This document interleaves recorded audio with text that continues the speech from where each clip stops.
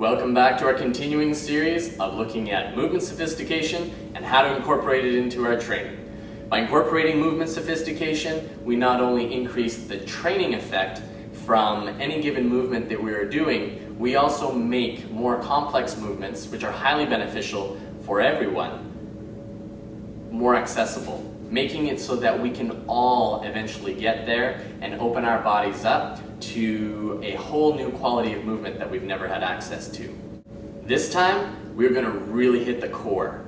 Now, if you've been following along for a while, you'll know that we did a very core-centric series on the spinal rock and starting to incorporate making the core less about this and the core more about this.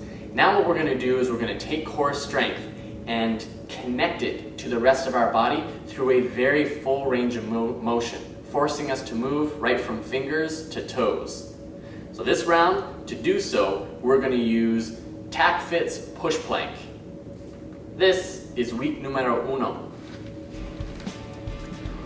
What we're going to do is we're going to start on our knees. We're going to sit back on knees, we're going to come down, and we're going to allow forearms to rest on the ground. And from here, we're going to stay nice and low, moving through over our forearms towards our hands, and once we reach the range where we can no longer move forward because we've hit the end of our arms, we are going to transfer from elbows up onto our hands, and then back.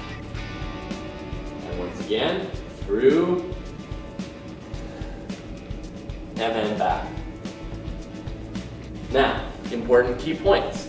We want to make sure that we maintain shoulder pack. As we're coming through, we don't want our shoulders to be hugging up to your ears. You'll probably find you'll end up doing this.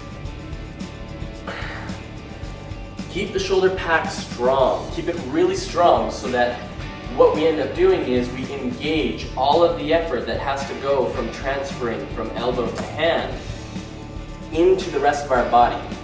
Flaring the lats, really strong back. So moving through, shoulders are packed strong. The next one is keeping our elbows in tight. You've seen this in our back to basics push-up, right? Keeping in tight. We want the elbows in tight to our ribs.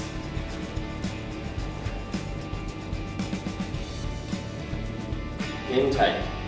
Because it allows us to engage the entire body as we're moving through. The next one is, as we continue to move through, shoulder pack, elbows in tight, we want to tuck our pelvis in. We don't want the pelvis way up in the air, or we don't want our butt sticking up in the air. We want to tuck the pelvis slightly in. And the reason for that is because it engages our core. We want to, by tucking in, we want to have the core engaged so that we can use its activation to help us through the movement.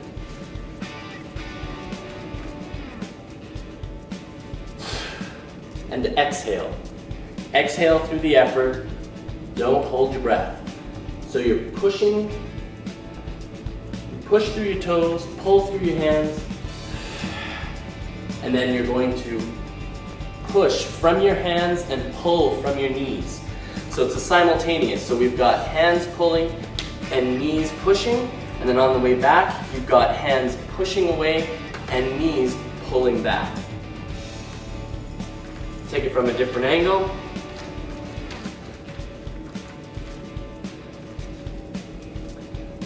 Moving through, staying low to the ground.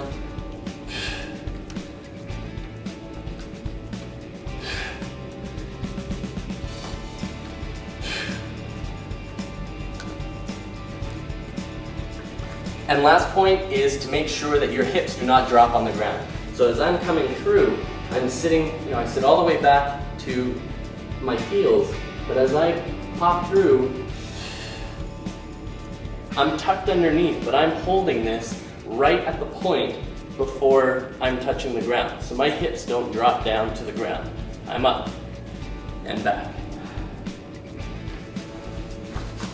Week number 1. Have fun. See you soon.